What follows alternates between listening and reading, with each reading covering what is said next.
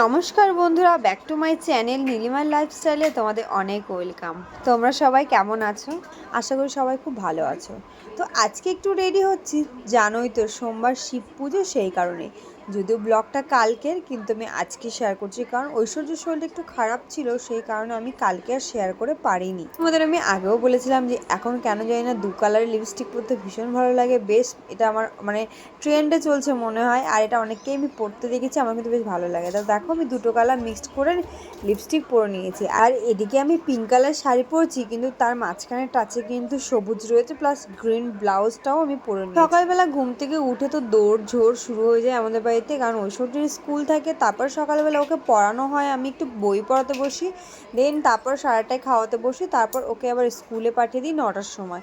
বাড়ি থেকে বেরোতে বেরোতে পুরো 9টাই বাজে ওর। আর সবার মতো এবার আমিও সবুজ চুড়ি পরে নেবো। সবুজ চুড়িগুলো বের করে রেখেছিলাম, এটা যেহেতু আগের বছরের চুড়ি ছিল, তো মাত্র 10টা মতো চুড়ি আমার কাছে ছিল। দুটো চুড়ি আগের বছর ভেঙে গেছিলো, আমি এক জোড়া কিনে নিয়ে এসেছিলাম।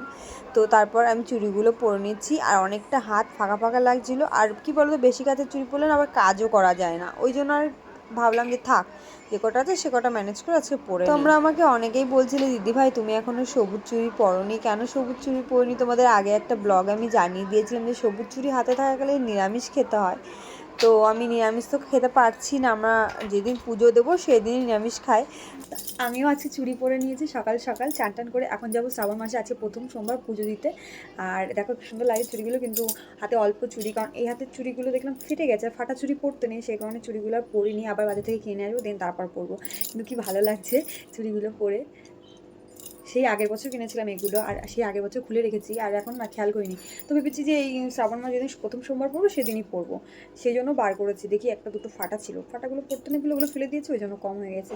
তো কেমন লাগছে আমাকে অবশ্যই কমেন্ট করে জানাও। আর এখন যাচ্ছি পুজো দিতে, এখন রেডি হয়ে গেছি। আর দেখো সবুজ শাড়ি, শাড়ি কম্বিনেশনটাও সবুজ রয়েছে, সেরকম একটা শাড়ি পরেছি আজকে কেমন লাগছে। চুল ছেড়ে শিবের পুজো দিতে নেই, তাই চুলটাকে আগে ভালো করে বেঁধে নিই, কারণ যতই ভিজে থাকুক আমি চুল ছেড়ে পুজো দিতে পারবো না। যেহেতু সকালে শ্যাম্পু করেছি বলে চুলগুলো পুরো ভিজে, কিন্তু চুল ছেড়ে শিবের পুজো দিতে নেই। তো যারা জানো না তাদের জন্য ছোট্ট টিপসটা বলে দিলাম। তো এখন আমরা বেরিয়ে পড়েছি, রাস্তা দিয়ে যাব, আর আগে যাব ফুলের দোকানে, তারপর যাব হচ্ছে পুজো দিতে। তো ফুলের দোকানে গিয়ে দেখি প্রচুর ফুল, আর কি সুন্দর সুন্দর গোলাপ, তোমরা দেখো রজনীগন্ধা স্টিক। আমার ভীষণ ভালো লাগে গোলাপ দিয়ে বা ফুল দিয়ে বলো ঘরটাকে সাজাতে, কিন্তু রজনীগন্ধা ফুলে আমার ভীষণ অ্যালার্জি হয়, ভীষণ অ্যালার্জি, এটা বলে বোঝানোর মতো নয়। আর এদিকে ফুলগুলো আমার ভীষণ ভালো লাগছিলো, তাই আমি একটু ক্লিক করে নিয়েছিলাম। আর এদিকে আমি কিছু কুচো ফুল, কুচো আকন্দ নিয়ে নিচ্ছিলাম পুজো দেওয়ার জন্য। তো দেন তারপর আমরা চলে এসেছিলাম মিষ্টির দোকান, ওখানে নিচ্ছিলাম। আর এখানে এসে বৃষ্টিও শুরু হয়, তো সেই জন্য এখানে একটু দাঁড়িয়েও ছিলাম। তো তারপরে আমরা চলে গেছিলাম জোড়াঘাটে, আমাদের এখানে, এটাকে আবার রানীঘাটও বলে, যে যেটা বলে ডাকে না কেন, দুটোতেই চলবে। তো যাই অনেক ছেলেরা এখানে পুজো দিচ্ছিলো, তারপর আমি ওখানে গেলাম। আর আমি গঙ্গা জল নিয়ে যাইনি, প্রতিবারে আমি জলটা এখান থেকে ডাইরেক্ট ভরে নিই, বাড়ি যেটা থাকে সেটা থাকে, কিন্তু ওখানে এত স্লিপ কাট। সকালবেলা যখন পুজো দিতে গেছিলাম তখন ভাটা ছিল, জোয়ার ছিল না। জোয়ার থাকলে আবার জলটা অনেকটা উপরে চলে আসে, বাট ভাটা থাকলে কি বলতো জলটা চলে যায়, তো জোয়ারের জলে না স্লিপ হয়ে যায় ওই জায়গাগুলো। তো তারপরে আমি জল নিয়ে চলে এলাম, আর হরেকৃষ্ণ এখানে ভিডিও করে দিচ্ছিলো, আর আমি আমার ভোলাকে নিয়েই চলে গেছিলাম পুজো দিতে ওখানে, কারণ ওই আমার ক্যামেরাম্যান ছিল, ও আমি যেখানে যাই ওই ক্যামেরা করে দেয়, যেহেতু আমার কোনো পার্সোনাল ক্যামেরাম্যান নেই।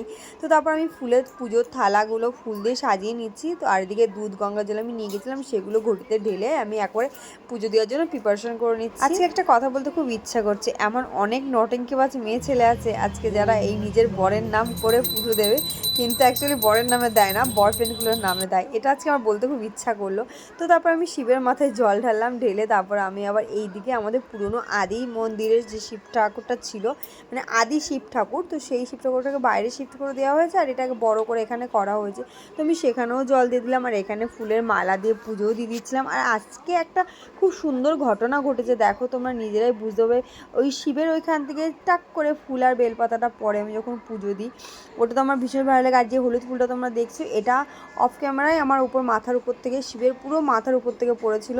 তো আমি দুটো ফুলই আমি আমার কাছে নিয়ে চলে এসেছিলাম, আর এদিকে দেখো আরতি করে নিচ্ছি। এটা কিন্তু খুব ভালো একটা লক্ষণ, শুভ যোগ বলো, যে ভগবানের আশীর্বাদ পাওয়া। আজকের দিনটা মনে হচ্ছিল আমার পুজো দিয়ে সার্থক হয়েছে, কারণ এই যে ভোলে বাবার আশীর্বাদ আমি সচক্ষে পেয়ে গেছি, আর একদম সুন্দরভাবে আমি পুজো দিয়ে নমস্কার করে চলে এলাম। তারপর এদিকে দেখো চলে এসেছি পুজো দিয়ে আমাদের স্ট্যান্ড রাস্তাতে আমি রাস্তা পড়ছিলাম, কিন্তু এখানে জায়গাটা এত সুন্দর যে তোমাদের একটু দেখাতে ইচ্ছা করলো। এত সুন্দর প্লেসটা আমার লাগে, আমার ভীষণ পছন্দের একটা প্লেস চন্দননগর স্ট্যান্ড। আর এই জায়গাটা না অল টাইমই ভীষণ সুন্দর লাগে।